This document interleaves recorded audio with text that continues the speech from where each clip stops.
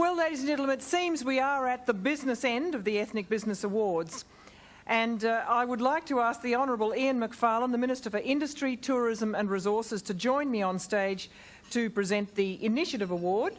And would Mr Maxwee Wah from Singapore Airlines please come up as well.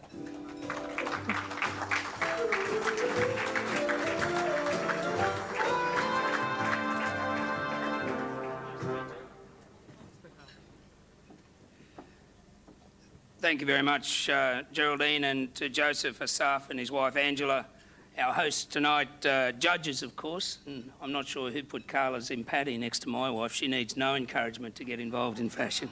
The sponsors, of course, my parliamentary colleague Laurie Ferguson, award nominees, ladies and gentlemen.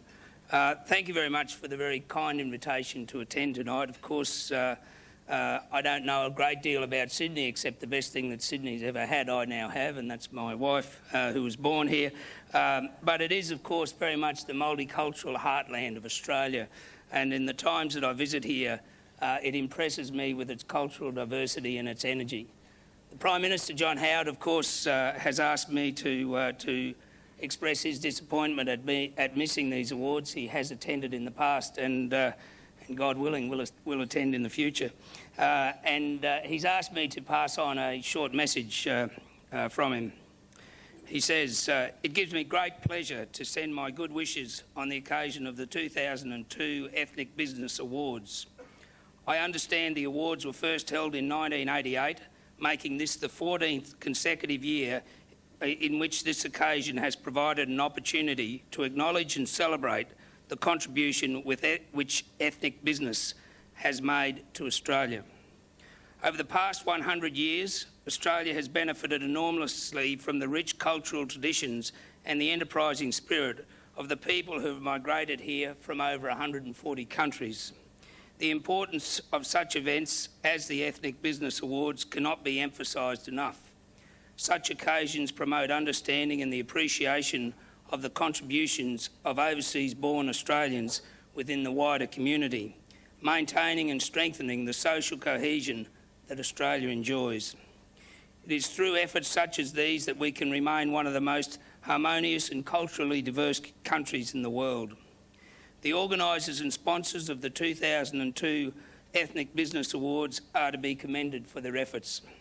I congratulate the winners of tonight's awards and those who have been named as finalists in what is clearly a highly competitive field. I trust that all involved will enjoy the celebrations, and I can only say hear, hear to that. Ladies and gentlemen, the Multicultural Australia Awards really began not so long ago for Australia in terms of multiculturalism. In fact, around about 1947 is seen to be when Australia took on a new dynamic in terms of multiculturalism. Many of us, of course, are grateful for Australians who have come here, born in another country and contributed greatly to this, our country. Even myself, as my father-in-law is a foreign-born Australian. In terms of that event, of course, the 1947 timeline associates very closely with one of the great schemes of Australia, the Snowy Mountain Scheme, which saw construction of a scheme in 15 years at a cost of $1 billion, but a multicultural legacy that has lived on to this day. About 60,000 migrants from more than 30 countries came here with varying levels of skills, some none at all. But they did share one thing, and that is a great work ethic and an initiative that has not diminished over the past 60 years. Companies that these days are just household names like Teese Brothers and Hume, of course, owe their origins to that scheme.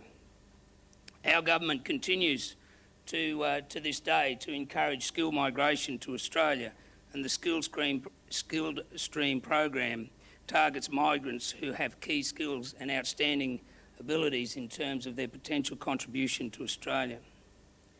No discussion tonight, though, would be full without speaking of small business. And as an ex-small businessman myself, can I say quite sincerely that small businesses, as well as large, but particularly small businesses, are the backbone of Australia's economy.